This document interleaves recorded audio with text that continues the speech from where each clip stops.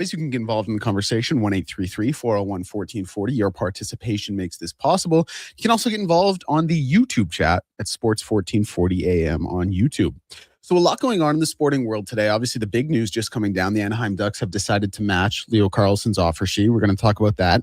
Tom Dundon, big family guy, apparently. So we're going to talk about that as well. The Edmonton Elks will play tonight, and the World Cup moves on, as well as Wimbledon. For all my tennis fans out there, Linda Noskova currently up 1-0 on Marta Kostuk. So I think the most pertinent thing, where do you guys want to start here? I was thinking we would start with the Anaheim Ducks and Leo Carlsson and that offer sheet. Sure. Okay. All right. Sorry, was that? Sure. No, hey, that's better. That's better. Because this is the thing. I actually didn't think they would match Leo Carlsson. Really? Well, here's why. Obviously, you don't. First of all, we know how pissed off the Ducks are that you're now going to have to pay $18 million a year to this guy until he's 26 when he's allowed to become a UFA. But the reason I didn't think they would match, not because you obviously don't, like, you need a true number one legitimate center, and people have compared him to Sasha Barkov with his two-way ability. One thing I've always kind of said with that is, like, Sasha Barkov, what's his career high in points? Is it like 90? 90 some, I believe. 90, yeah. Like, if you're getting paid $18 million a year, you got to be up near a 100-point guy. But the big reason I didn't think they would do it, and I thought it would be begrudgingly so, but you look at the money they have tied up in some not bad contracts, but some contracts that now look veteran like they're having to get exactly veteran contracts. You look at how many defensemen they need to sign. You look at a payday that Cutter Gauthier is going to have to get, and you look at the money they just gave Michikov, $7+ million for 22 points. What a life! Wish I was playing in the NHL right now. He's still developing. No, absolutely he is. Do you give developing players over $7 million though? And did you give guys that just finished their third season $18 million? Well, apparently you do. But times are changing, Dak. I didn't think they would. Now, I understand that you kind of had to do it. You need that elite number one centerman. But it obviously leaves, they have about $9 million left in cap space, and it leaves a glaring question, if you will. What do they do with Cutter Gauthier? Because Cutter Gauthier is a guy, 40+ tucks, young player as well. Cutter Gauthier, and he is going to feel that he is an $18 million player as well now. And the thing is that he is not, and that is because Leo Carlsson is not. So I understand that maybe your hands are tied. You feel you need that elite number one centerman. I didn't think they would do it because I thought they would have directed some of that money to Cutter Gauthier. I thought they would have maybe thought some of these veteran contracts, whether it be like a Kreider or a Troy Terry, would be tough to shed. Maybe that's not true. But at the end of the day, they've matched. They're going to be paying Leo Carlsson $18 million for the next 5 years. He is going to be obviously the number one centerman. But I'll also say this.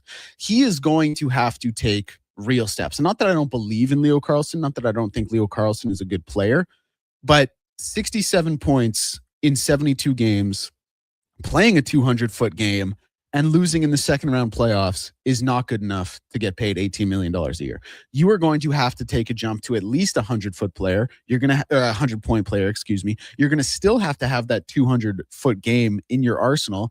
And quite bluntly, and this isn't, we can debate this one, I think you're going to have to do a lot on the ice to make Cutter Gauthier happy. And I know Cutter Gauthier, I know it's a bit of a different situation. Like, players don't look at it that way, but I'm just saying, like, Cutter Gauthier is going to a degree, feel like he has been a little shafted, probably isn't the right word, but he's going to be looking at this guy being like, man, a lot of what he does on the score sheet is related to me being able to put the puck in the back of the net, and I'm not going to be able to make near the money he's making. So I just think that's also something that's going to factor in. So overall, understand why they did it. I personally wouldn't have, even though I'm not surprised they did. I think you have to. You need that elite number one centerman. But you have now tied up a lot of capital in a guy who's very young, 21 years old, 67 points, does play that 200-foot game. But how many times have we seen players who have breakout or seasons like this early on in their career and then never pan out to a $90 million play over 5 years? So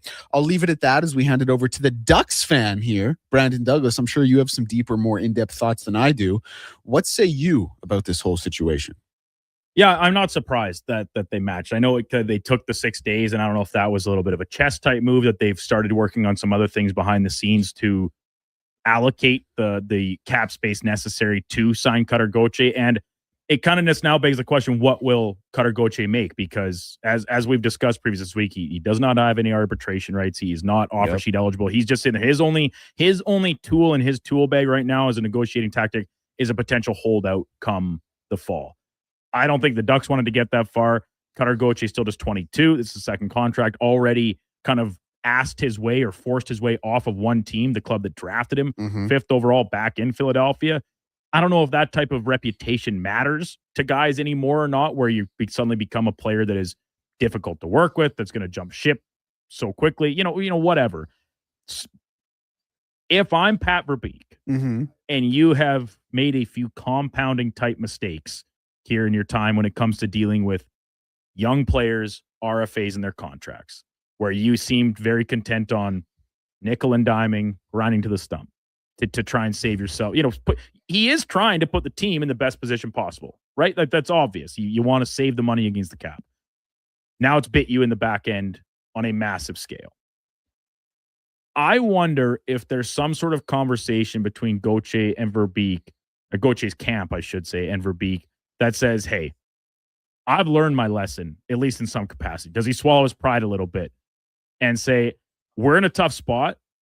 We want to bridge you 1 year, maybe 2, at a significantly lower dollar figure, so that now to accommodate, they only need to shed one of these overpriced veteran contracts that still remain on the roster. And I'm talking about Frank Vetrano, who has 2 years left at just over 4.5.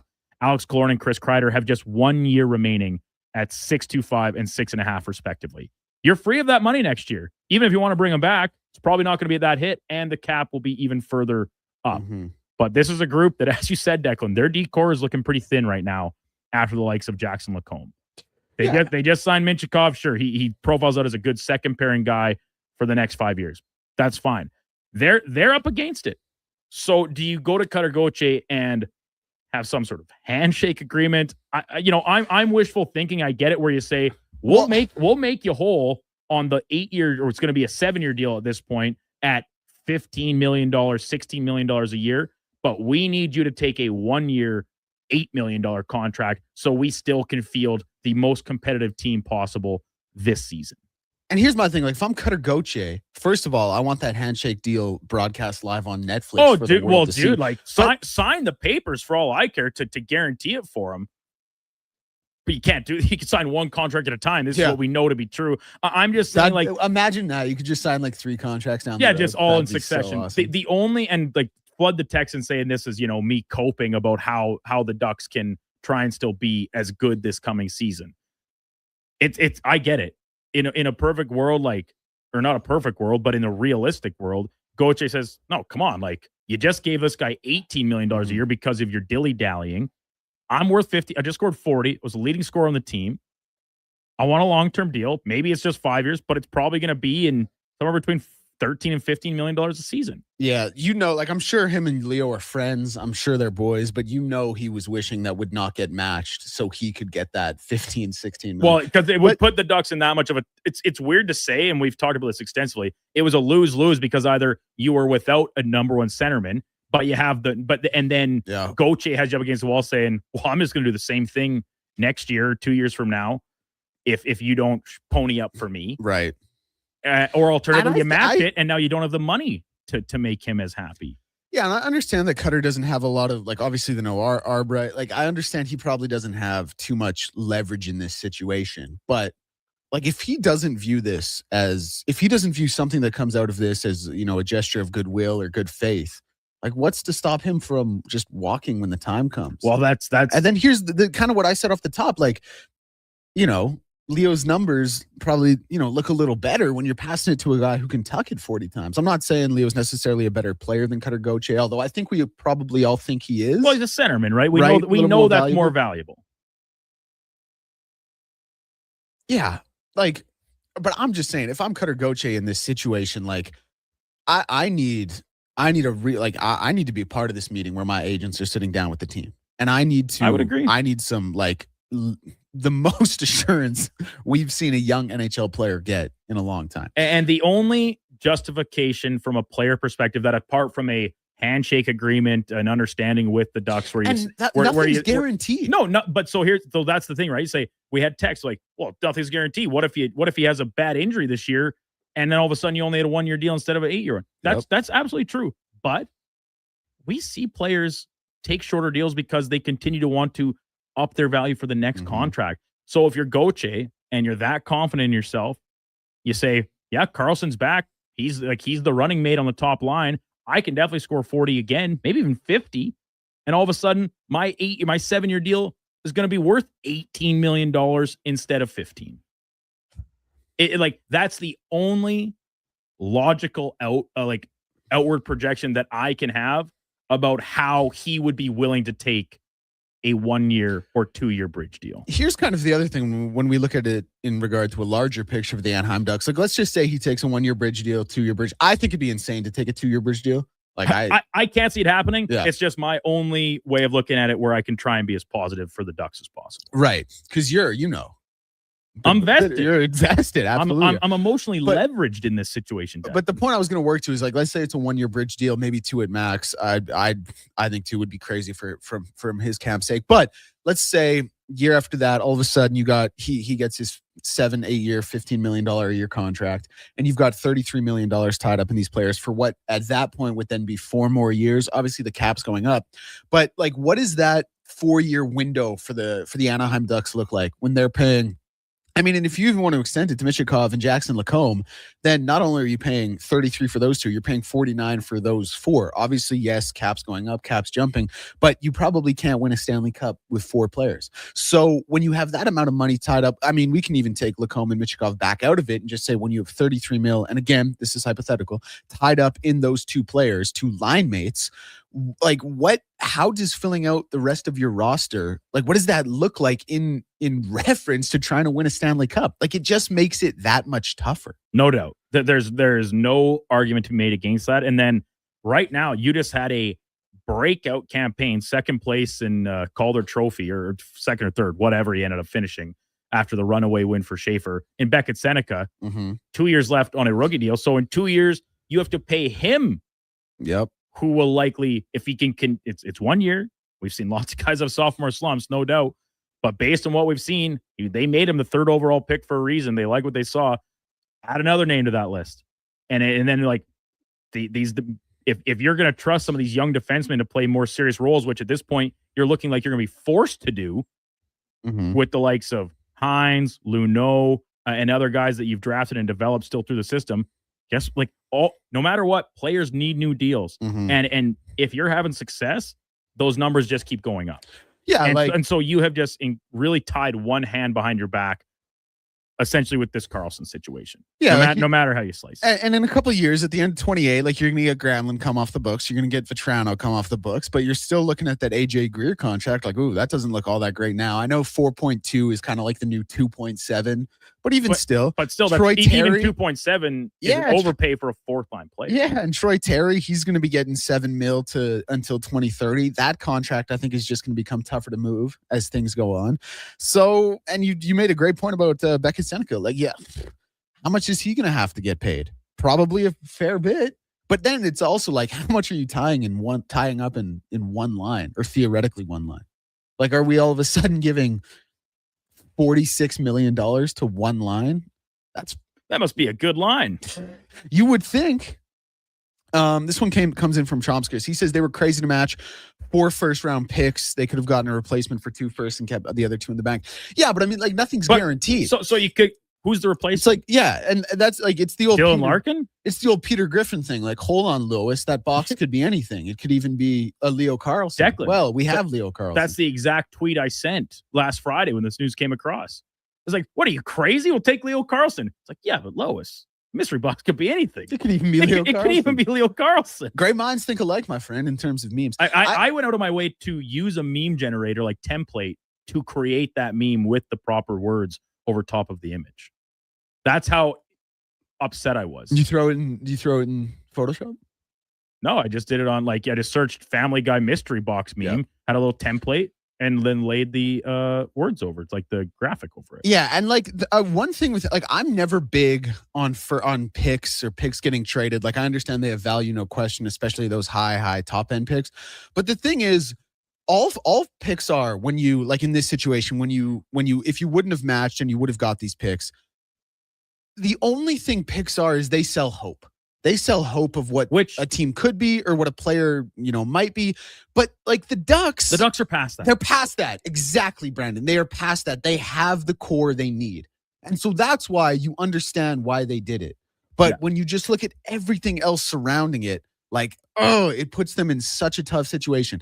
And I've touched on this briefly. We've jumped around it, but like, what is this team ceiling? Is this team winning a Stanley Cup in the next 5 years on Leo Carlson's contract? And this is the other thing. It just became this is the other thing. Incrementally more difficult. If Leo Carlson, let's say he has a good next 5 years, which I think we all think he will, he becomes a UFA at 26 years old, coming off a 5-year, $90 million contract.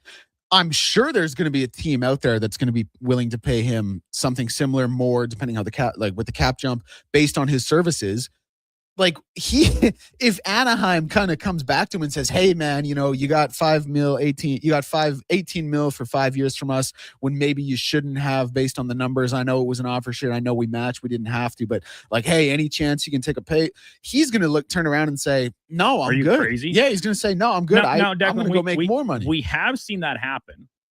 The most recent example was the Jesperi Kotkaniemi offer sheet and then moved to Carolina. Yep. Now, Kotkaniemi did not blossom into the player that warranted his draft stock, right? As third overall, right? And so he was still kind of finding his footing, and it was a spite move by the Hurricanes because of the Aho situation from years previous. And Montreal said, go ahead, take him. For that, we'll take the picks. And so then on Kotkaniemi's next deal, yeah, he took a huge cut in price, but he also, he's a fourth-line player. He didn't play in the playoffs for the Hurricanes. Couldn't crack the lineup. Not the Stanley Cup winning team, sure. So they'll tell you it worked out, but the Hurricane, flags fly forever. They don't care. Mm-hmm. Yeah, Chomsky comes back and he says in all capital letters, "They are currency, not hope." Okay, but that currency, those draft picks, what you use to purchase with that, it's not guaranteed, and that's why it's hoped. You don't. There is one first overall pick in the last however many years that you could say was a guarantee, and that's Connor McDavid.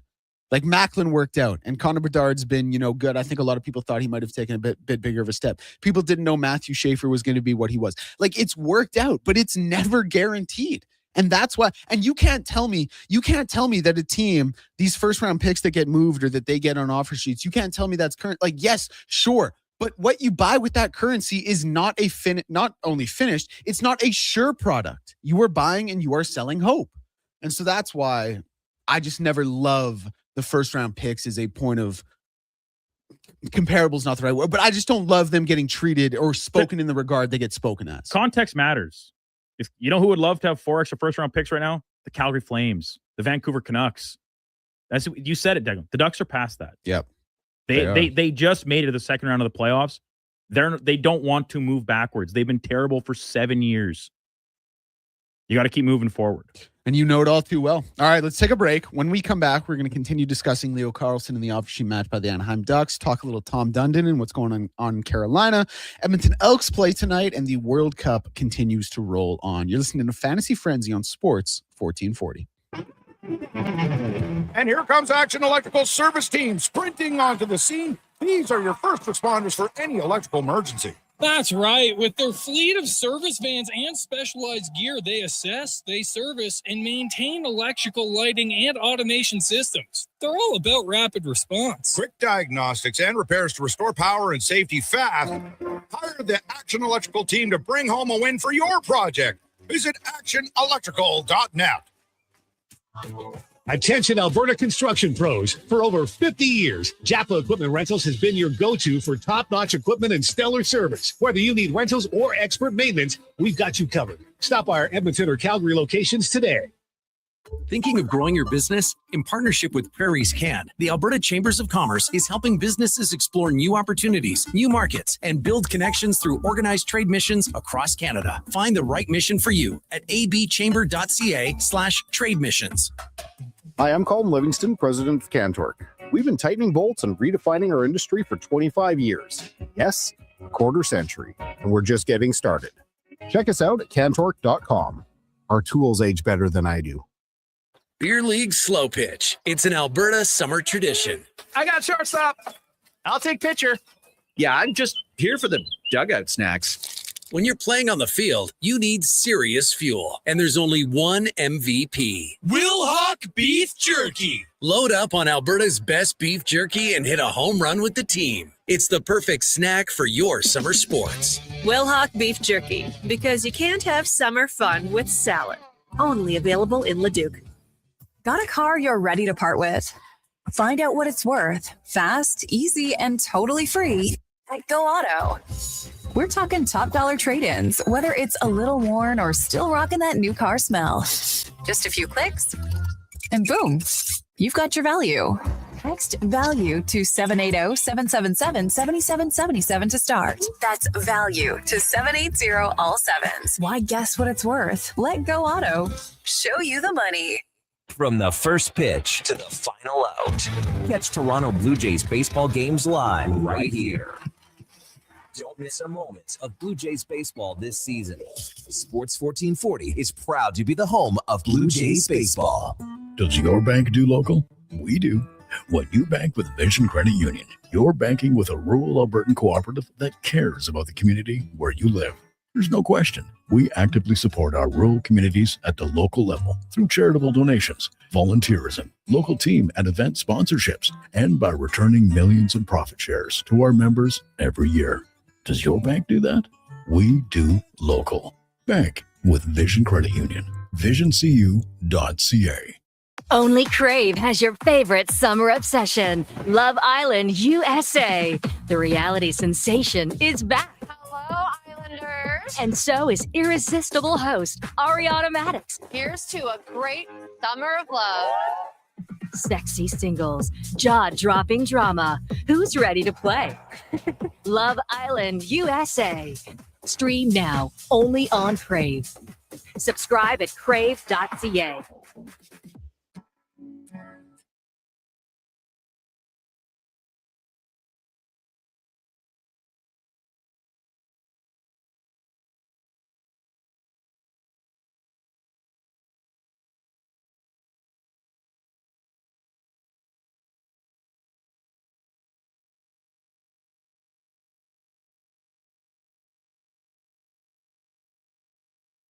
Who should start? Who needs to hit the bench? Find out with Fantasy Frenzy with Halley and Douglas. This is Sports 1440. Presented by Will Hawk Beef Jerky, home of Alberta's best beef jerky.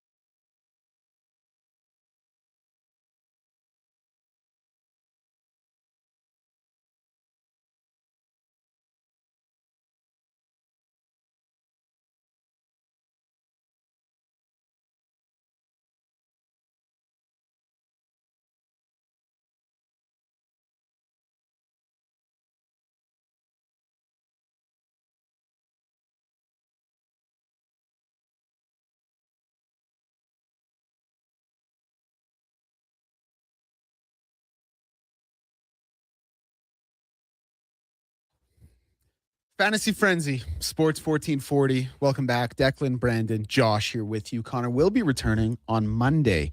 Had to let that one run a little bit. I've been watching a lot of England soccer content, and that's the song they sing after the wins with the crowd, with the supporters. So I had to let that one run a little bit. You're of course listening to Fantasy Frenzy, and portions of this hour, I should say, brought to you by Elks Nation. You can check out the new website, elksnation.ca. Articles, podcasts, and more breaking down the green and gold. The most in-depth double football coverage online, elksnation.ca.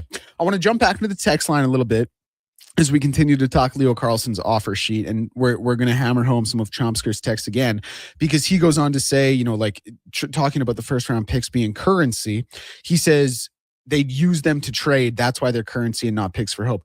Yeah, I'm not disputing that. Like, of course they would get used to trade. But like the team you're sending those picks to, they still have to be invested in that these picks can become something. And that's why you're selling hope. Like you will never be able to tell me that selling these picks, unless it is the first overall pick in a draft with a Connor McDavid, is a sure thing. You are selling hope on what a player can become or who that player may be. And the team getting those picks back is taking a chance on them. He then goes on to say 4 first-round picks can buy you a lot. Karlsson isn't worth it. And sure, if that's what you believe, that's fine. We can argue that off of a 67-point season in 72 games. Karlsson isn't worth it, and Anaheim could have done more with that contract and 4 first-round picks to find a replacement than more at the deadline. They could get Elias Pettersson for a first and a replacement and use the others to stock up at the deadline. And Brandon, you had a great point on that during the break about, what that kind of means. So why don't you go give that take again? Well, I'm just like, if that's what you're proposing, have you watched Elias Pettersson play hockey the past 3 years? He's not a number one centerman on a playoff contending team. The production's down. Oh, yeah, he's still really good defensively and all. Sure, that's great. You're trying to replace a emerging number one centerman. And by the way, what does Elias Pettersson make? $11 million a year? 11.6, isn't it? Okay. I think it's 11.6. So would you take Elias Pettersson and at the cost of a first-round pick in Chomsky's hypothetical, or just like, okay, no, we'll just pay Leo Carlsson. Now, I get it. You still have 3 other picks that you can use, trade. It gives you versatility. But it just takes me back to legitimate number one centermen aren't often available for trade. We had another text that said, Dylan Larkin's name was out there. Well, Larkin reportedly expanded his trade list to a 4th team. That 4th team was not Anaheim. Mm-hmm. So that would require cooperation on his end. And then the other name that someone texted in was Robert Thomas. I love Robert Thomas. I think he is the most number one centerman of those 3 names we just ran down. And he, listen, great setup guy. Seemed like he could be a good fit with Gauthier, right as the shooter. But St. Louis, the reports are out of following the free agent frenzy and the way that they acquired McTavish and retooled a little bit. Apparently, Parayko and Thomas are no longer being shopped by the Blues. Like they're kind of out of that business right now. Could you make them an offer that they can't refuse? Sure. So you're now overpaying to pry him out of there. And I like Rob Thomas, but you're talking about giving up on a 22-year-old number 2 overall pick that has grown exponentially each season so far. And it's part of what you're talking about, Declan. There's still some hope involved, but that's what you rely on with your scouting, with how you project players. You want him to be the number one guy. He's not even a point per game player yet, just shy of that last season. He profiles out as a 200-foot, 100-point centerman. Is that worth $18 million right now? No, it isn't. Is it worth $18 million in 5 years? Maybe. Even that's probably a little bit questioned, but I just think it just sets your organization backwards. Mm-hmm. Yeah. And unless you spin something with those picks that blows everyone away, which guess what? Anyone you're dealing with knows you're in a position of weakness. I don't see him doing you any favors. And what number one centerman are you getting? They don't hit the market that frequently. Mm-hmm. And the other thing is, he will be able to grow with this core. Now they're going to be a little tied down and held back because of the cap hit, but that's something to think about as well. Because we get a lot of texts in, take those 4 first-round picks that you get and go trade them for some veteran defensemen, go trade them for a center. It's how willing are teams with these number one centers going to be willing to give that up for a first-round pick as well? Do you want veteran defensemen to come in? Yes, you probably do, but there is something to be said for you need this core to grow together. And Brad, he texted in kind of early on in the show, and he said, "I'm sorry, but there are 10 Leo Carlssons in every draft I wouldn't have matched." Are there? Could you name them for me? Could you name the 10 Leo Carlssons that have come out of every draft? Because I would love to name know. the 10 that came out of his draft. Yeah, and this is the thing. I'm not acting like Leo Carlsson is Connor McDavid. I'm not even acting like he's Sasha Barkov yet, even though I'm probably higher on Sasha Barkov than a lot of people. But to say there's 10 of him and they're just getting churned out Coca-Cola or something out of the factory where they're just pumping out millions. I don't think that's the case at all. I think he's a pretty unique player. I think he still has a lot to grow into, but I think I think it's disingenuous to say there are 10 Leo Carlssons that come out every draft. That's ridiculous. Not really fair to what Leo Carlsson is or who he is as a player. Jay in Victoria, he had this one. He said, is the Carlson contract more of a one-off like Connors where the league treats it as an exception and not the norm? Or is this the way forward? I tend to think this is more the way the league will be moving forward, but with like a slight mix of, I think it'll be a precedent setter, but I also think, like, I don't think we're going to consistently see second, third, first overall picks get 5-year, $90 million qualifying offers. Like, I do think this is going to cause there to be a jump in the league and stuff like this. And we're going to see more stuff like this. And I think I think the precedent will be set for contracts and AAV moving forward, but I don't think it's going to be just, this is now what we see 100% of the time. Do you think that's fair? Yeah. Yeah, I do. I think it just all keeps, for me, boiling back, Declan, to just the same thing. Like, it was a lose-lose. I'm sorry. It is. It's a lose-lose situation. And it just really drives home, to me, MTR's point here that he texted in. Leon Draisaitl all of a sudden looks like, once again, the best contract in the NHL. Yep. At $14 million a year. Now, because, listen, Connor's going to get a new deal, and it's not going to be at $12.5 million again, I would expect. So it's great. I want to tell myself that this Carlson thing's the one-off and not the new precedent, but it kind of, history tells us that it's more likely to be the precedent. Yeah, like, I think it's precedent setting, but I don't think we're going to exclusively see things like no. Probably. Like, and you're talking about like just the dollar figures going up, or that teams will because this weaponize the offer sheet thing. We always say that each time an offer sheet comes up, we usually see, a couple, like the Broberg Holloway one's fresh. We saw, this is the second one this season. Now, the Barrett Hayton one didn't make the same waves because it came in at $4 million and change and not 18, but it was still an attempt by the Devils to pry a player away from a cross rival or cross conference opponent.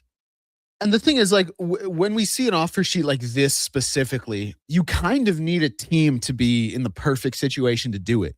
Like, Philly had the cap space, was a good team in the sense that they made it to the playoffs and won a round, and needed a number one centerman. And we're, I guess, I don't know, like, relatively young. Like, you need a lot of things to fall into place for this to happen. It just kind of seemed to break that way for Philly. Like I said, they were a playoff team. They needed a number one center. They had a cap space. None of those things for one team are going to be guaranteed every year, which is why I think this made it kind of unique, but it's still out there in the ether, which is why I think it's going to be precedent setting. So what else do we have on the text line here? Or do you guys want to jump to talk a little Tom Dundon?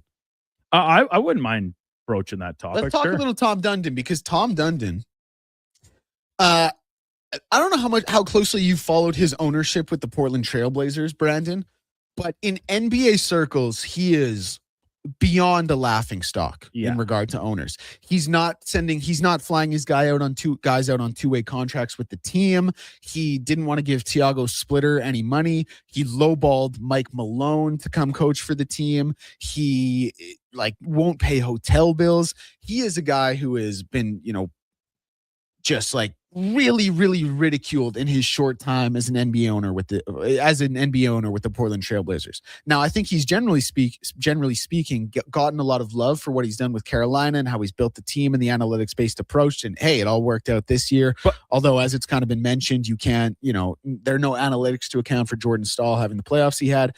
But like what he has done here, and so for anyone who doesn't know, he essentially on the engraving on the Stanley Cup put the names of his family and 5 children. And Joel Nystrom, who played 38 games, not engraved on the cup. There are a lot of people involved in this organization who helped them get there, whose names are not engraved on the cup in place of his family. And he is getting killed for it online. I don't get it. It's his money. It's his team. And you talk about precedent. There, we have seen examples of, owners trying to stretch the limits of what they're allowed to put on there, who they're allowed to put on there. And it's been reversed in a couple cases. I think the example that Gregor tweeted this morning was Peter Pocklington. Mm-hmm. He put his dad's name on there, and they go back, you're like, dude, you can't have your dad's name on the Stanley Cup. He has nothing to do with the team. Yep. And they kind of removed it, essentially. Do we see something like that happen here? The only justification is like, is Tom Dundon the owner of the Carolina Hurricanes, or is the Dundon family the owners of the Carolina Hurricanes? That is the only way he can get away with this. That doesn't mean I agree with his choice, but that might be his justification. And you talk about it taking the place of, like, some players that did suit up for the Hurricanes this year and they meet the qualifications to have their name engraved in the Stanley Cup. Yeah, I don't like it. It's like, and maybe this is the hockey guy in me, where it's like, we love the Stanley Cup and its presentation because they give it to the players. Every other league, it goes to the owner. And then they that was eating old Tommy up. And then apparently, and this is like his great revenge, maybe, I don't know. And it's funny you bring up the thing about how he, since taking over the Blazers, he has not fared very well amongst his peers in the NBA circles about how he runs the organization. Dude, this is the exact same thing we were talking about when he took over the Hurricanes. Like, he's like, I don't want to pay any scouts to travel and go. You're watching everything on film. You're watching it from a screen, and you're turning your reports in that way. He's like, one scout on a screen can watch way more games, way more players than 5 scouts traveling to different nooks and crannies of the country. Yeah, and people said, like, oh, it's forward thinking, but it's not the right way. You won't get ahead this way. I think it's so disrespectful to the people involved in that organization. To put the names of, like, all your kids and stuff, what did they have to do with it? Yeah, because, like, it's a cherished memory with your family that your team that you own does it. You don't need your name on the cup to have that in, like, man. I don't like it. I don't. No, I think it's ridiculous. Like, Jonathan Jones, he had a great tweet at JJones9. He says, we all remember that incredible playoff run where the 7 Dundon scored in pivotal moments. Glad their my goodness, I'm really struggling with that one. Glad they're memorialized here at the very top for all their contributions. That took me way longer than it should have. Okay. But it's thanks, man. I appreciate it. But it's such a good point. Like, I just think I've said my piece, really. There's not much more I can say. I just think it is so disingenuous to the people involved in that organization who got them there. And then this is obviously the big thing that we haven't even touched on. Who wants to go work there, man? Knowing that if you're going to find the top levels of success, he's going to say, F you, I'm putting my kindergartner on the Stanley Cup in place of you. Like, that's ridiculous. And the other thing is, their names come before anyone. Like, it's not like they're at the bottom after your coach and your general manager and your players. They are right there at the top after Tom Dundon. Like, I think it's so Bush League. But what are you going to do? That's kind of what Tom Dundon has shown that he is, or who he's shown he is, I should say. All right. Thanks for sticking with me there while I struggled through. Hey, I can't provide a lot of criticism here, Declan, because our friend Mackenzie, our social media content creator, coordinator, I don't know if she has an official title, spare part, fill-in producer. She sent me a text this morning asking if Tom Gazzola, you can hear him on the Tom Gazzola show Monday to Friday, 7 to 11. It's like, hey, can you ask Tom if he can stick around for 10 to 15 minutes? I assume she wants to film a little video with him, a little intro piece for our social channels. I said, yeah, no problem. I asked him. He comes back in here during that last commercial break. It's like 20 after 11. He says, where's Mackenzie? Doesn't she normally sit over the bar? I said, yeah. I text her, say, where are you at? She's like, I'm at home. That's confusing. Oh, I can't read. The message said tomorrow. So guilty. So couple of Copernicuses on this show. So for all of our listeners and social media followers, look forward to a fun little video coming out with Tom tomorrow. I would assume. All right, let's take a break. Let's take a break. You can look forward to that video tomorrow. We got one final break before the 23-hour break, as Connor Halley likes to call it. You are listening to Fantasy Frenzy here on Sports 1440. Say hello to Alberta's home for reeling and dealing. With Play Alberta, you can spin into the excitement of popular slots like Cash Eruption and Desert Fantasy. Experience Alberta-exclusive games and get in on the action of live dealer tables with all new elevated stakes. However you prefer to play, the fun is ready when you are. Visit playalberta.ca/Gregor to learn more. That's playalberta.ca/Gregor. Must be 18 plus to play. If you gamble, use your game sense. For a night of rock with the Gene Simmons Band. Monday, November 30th at Silent Ice Center in Nisku. The Gene Simmons Band performing your favorite classic hits. Monday, November 30th at Silent Ice Center in Nisku. Tickets on sale now at silenticecenter.com. Don't miss the Gene Simmons Band. You may get up early, but more than likely, the team at GS Construction have already gotten up before you, grabbed a coffee, headed to the site, and started their day. So while Edmonton wakes up, GS crews are already underground, quietly keeping things moving, upgrading, and laying the new underground infrastructure for our growing city. If you're the kind of person who goes to sleep with their steel-toed boots on, GS Construction wants to hear from you. We're looking for a maintenance foreman as well as a building and yard attendant. Visit gsconstruction.ca for more.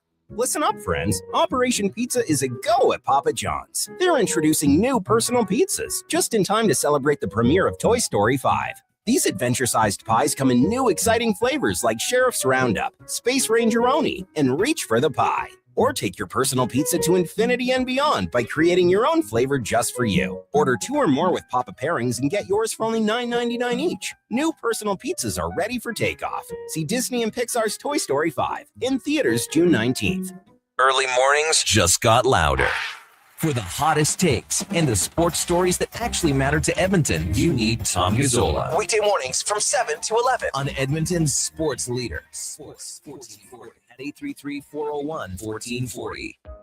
Guys, there never seems to be enough time in the day, but you need to make time for this. Ken Franchek here. If you're 40 or over, a quick PSA blood test is crucial for early prostate cancer detection. The Prostate Cancer Center's Man Van is a mobile health clinic driving change for men's health. A few minutes could save your life. To get the Man Van out to your business or event, book today at getcheck.ca. Photographers, start your cameras. Vision Credit Union's annual photo contest is back. We're asking you to show us the people, places, and moments that made you glad you chose this rural life. Maybe it's the view from your farm, a walk down Main Street, neighbors pitching in, a weekend at the rodeo, or a sunset down a back road. Share your photo to show why life in rural Alberta is a choice worth celebrating. Enter and vote at whatsyourshare.ca.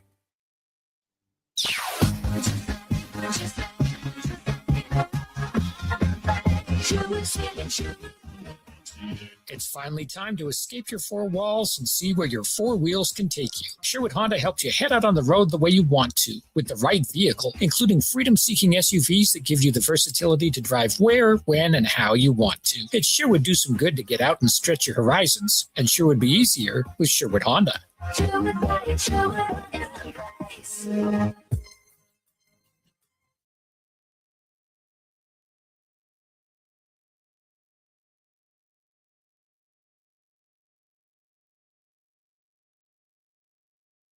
Every coach needs a game plan. Plan your fantasy frenzy with Halley and Douglas right here on Edmonton's Sports 1440. Presented by Will Hawk Beef Jerky, home of Alberta's best beef jerky.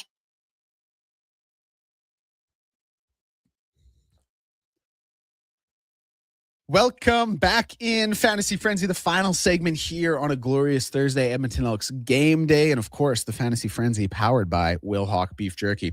Text came in from Brad, and he says, all right, I was exaggerating. My point was he's not super unique or dynamic player. We're talking about Leo Carlsson, of course. I don't think he's generational or even a franchise level player. I don't know. If I'm the owner of that team, my young star even consider signing that offer. So young kid, and good luck, Philly. Well, listen, generational, if you want to say he's not a generational player, I would agree, but I think generational players are reserved for like very, very few players. I think they're reserved for players who come along once in a generation, or maybe in like Ovi Crosby's case, you could say twice, but them, Connor McDavid, I think Macklin Celebrini is probably the next iteration of that. It's very, very rare to be a generational player. So I would agree that Leo Carlsson isn't, but to call him a franchise player, I think is crazy. And Josh made an excellent point during the break. Like, did we not watch that first round series where he dismantled the Edmonton Oilers? Josh went on to say, and I thought it was a funny point, everyone was kind of crying about Connor McDavid's injury, and fair play if you want to revise history and say things would have been different, sure. But one team won that series, and that team was spearheaded by Leo Carlsson. So to act like he's not a franchise player, to me, it just screams we're box score watching and we see 67 points in 72 games and go, that's not impressive. He plays a 200-foot game. His size is incredible. He gets everyone else involved. And he's 21 years old. Like, he's going to grow in his point totals, one would assume as well. So to not call him a franchise player, especially after this Oilers Ducks series, like I just think that's so disingenuous to who he is as a player. Now, is he worth $18 million? No. I again would say thank you, Brandon. I again would say no. There is no player in the NHL right now with the cap hit or the salary cap this season, what it is, not named Connor McDavid, that is worth $18 million a year. Oh, I disagree. Kirill Kaprizov is not worth $17 million a year. I disagree, but your point stands. Okay, what other players worth 18 sheets? I think Nathan McKinnon and I think Nikita Kucherov could be worth that much. Okay, but like, those are your two closest McDavid. Yeah, exactly. It's not exactly like we're not far off on the points here. So. Oh, sorry, my apologies. I was agreeing with you. I thought you were gonna. I thought I was gonna bar back. I was like, no, it's a fair point. I'll let it lie. Yeah, all right. Well, Brandon, there is something you want to bring up here in this last segment. Do we want to get to it? Some sour grapes. Oh, yeah. Okay, right. Sorry, I literally just brought this up and then immediately forgot about it. Yesterday on this show, thanks to a text from MTR, which had actually been sent during the Gazzola show and was not pertinent to you personally at all. Mm-hmm. You wanted to bring it up though, about my claim about, getting one hit out of 100 at bats against an MLB pitcher. Yep. We had some fun discourse. It was a fun conversation for 15 minutes. That's great. I'm here for it. Listen, slower part of the season, we'll talk about a few different things. You then turn around and bring it up during 5 questions with Jason Gregor. And once again, do not give all the proper context to the situation. My context was pretty good. Your context said, yeah, I think this was originally 100 pitches, but he changed it to 100 at-bats, which is 100% not true. It was always 100 at-bats. Okay. Which absolutely matters. And then you guys spin and be like, well, what does that matter? That's cheating. I was like, well, that was what was posed to me when the question was asked. And so I did think it was 100 pitches, not to interrupt. I get a text from Marty Stevens, Lord Commander here at Stingray, says, they are absolutely dragging you on the Gregor show right now. So I'm curious. I tune in just before I'm ready to head off for my slow pitch game, playing, which, by the way, on 2 torn ACLs. What'd you bat? 1,000. No, did you actually? With 2 torn ACLs? Yeah, I did. Come on, quit it. I tune in and listen. I say, whatever. It's fine. Like, it's over. And I feel bad bringing it up again because I'm ready to lay it to bed. I said it. I stand by it. I can't take back it. But I texted Gregor into the show and said, funny how Declan didn't bring up that during the same conversation, he said he could score in a one-on-one game against an NBA player. And the player he used as the example is reigning finals MVP Jalen Brunson. Yeah, but because, to use your words, he is short and is a terrible defender. But my point wasn't that I can take him off the dribble consistently. My point was, if I'm given 100 possessions against Jalen Brunson, I am going to hang out between half court and the top of the key, and he's probably not going to blanket me the whole time. And just by virtue of throwing one up, you are more likely to do that than you are to get a hit off a pitcher. And again, you made the point before that it is based on division of our skill sets. Like, I think you would agree I have a better chance of doing that than getting a hit, and yours would be the inverse. Yes, so, to that I agree. But you also texted it in. You've mentioned you texted it in like I'm taking Tumari Kamara off the dribble. Tumari Kamara. You've used the term disingenuous several times throughout the show to reference a few people's messages about Dundon and Carlson. I think that was disingenuous of you to not even mention that was part of the conversation when trying to roast me on the very popular, very heavily listened to Jason Gregor. I wasn't trying to roast you. Because the other thing I felt betrayed. It was a vessel into what the actual question in 5 questions and was. Your justification to me was, yeah, I didn't have anything else for the 5th topic. Meanwhile, I scroll the same websites every day about like this day in history. Yeah, it's like it's National Video Game Day. That is like one of you play video games. You think I'm asking Greg's about Overwatch? No, but you could ask me like, what's your favorite video game of all time? And he'll say like GoldenEye maybe or Blades of Steel. All right, GoldenEye was sick. Listen, clearly, this has drove a wedge in between us. Are we going to be good? No, I'm ready to lay this to bed. I just wanted it to be addressed. Because I texted you and said, you're a rat. And you said, I love you. I said I need you more than you need me. And nowhere in there was an apology. What do you want me to do? Apologize? If you don't want to apologize, that's fine. What do you want me to apologize for? Because I want to be genuine in my apology. For re-bringing that up on a different show unnecessarily. They've talked about that on the Gregor show before. We've talked about it on the morning show. We've talked about it on this show. It's beat to death. And there's nothing to do because Gregor said, he's like, he had it lined up that I was going to go down to Remax and try and, get something off of it. And then he accused me of faking a knee injury. I tore my ACL. It's crazy. All right. I'm sorry. Now, because here's the thing. I meant what I said. I need you more than you need me. So I don't want this to drive a wedge where all of a sudden this working relationship is in the ground. So I'm sorry.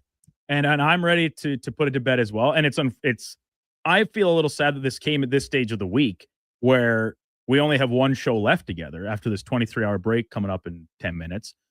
Hopefully we can have a great Friday to send not only the show, our listeners, into the weekend on a positive note, but ourselves as well. And we're going to be hanging out tonight at the Elks game, which before we wrap, I know we only got a few minutes left, I did want to touch on that with you as well, since you are Elks Nation expert. ElksNation.ca's finest. Or, well, no, not finest. That would be Eddie Steele. That would be Eddie Steele. Pat Puff would probably be second. I'm clipping that and sending it to I'm gonna send him the rest of the clip shortly after. Do you have some keys to the game? Because for me, it's very, and I know we're wrapping up here right away. Yep. Very simple. Like this roster-wise, Ottawa's what roster I mean. They are not talented enough that you have to completely open up the playbook. You beat them once by keeping it simple, albeit in week 1 and in bad weather. But the key to beating them is keeping it simple. It is handoffs to Justin Rankin on first down. It is those short crossers and those 5-and-ins and those 7-and-outs on second down to move the chains, to keep the offense on the field. The Elks could win this game very similarly to how they did the first game, like a 29-21, a 24-16, and the score may not be reflective of how far apart the gap was between the two games because of time of possession and things like that. The key to beating Ottawa, and you can't say this for every team in the CFL, very few, Ottawa might be the one team you can say it for, you just need to keep it simple, and you need to trust the fact that your roster is better than theirs, because it is. Yeah. You got a prediction? Score prediction? Result prediction? Well, that's a good question. The spread's 6.5. I know. Yeah, we when we bet with Elks Nation this past week, we took 6.5 in the under, I believe. And is the under 57.5? I didn't. That's a good question. I don't have that in front of me. I think I'll trust you. I think we took the Elks at -6.5 and the under, and I do like it to be somewhere. I'll go with the score I just said for consistency's sake. 24-16 seems fine, because I do think it'll be. I don't think the score, that one possession score, will be as close as the game actually was. I think time of possession will be slanted in the Elks' favor, and I think Ottawa may get something late there to make it a little bit more respectable. But I'll say 24-16, 2 touchdowns from Justin Rankin. I like the 2 Rankin scores. I think I'll be doing some sprinkling on that as well. 24-16. Give me 31-17. For who? For the Elks. I'm just kidding. Okay, I love it. Any bold predictions mixed in there? He kind of took mine with Rankin a couple scores. That would be my. Is that bold? I don't know. It's bold enough, I guess. He was much quieter last week, particularly on the ground. So to bounce back and hit the pay dirt twice, I think that's bold enough. So I'll say Rankin 2 scores. And the other thing is you can't lose to a winless team 2 weeks in a row. That 3-2 means a heck of a lot less if you lose to 2 winless teams back to back. And one of them at home. The Lions were winless, but they weren't a type of team that should be winless at that point. No, I agree. Now the Red Blacks, they're a winless team because they're not very good. Yeah, I said that a bunch. BC was never bad enough to be 0-4, even though they actually had a lot of problems and a lot of kind of empty calories there that Eddie pointed out, but they were never bad enough to be 0-4. All right, that music means we're done. We're going to get to the Sports 1440 update with Brandon Douglas, and it is, of course, brought to you by Cattail Crossing. Doggy Mondays. You can bring your dog. Golfing must be leashed, and they are allowed on the patio any day. Book now, cattailcrossing.ca. The Sports 1440 update.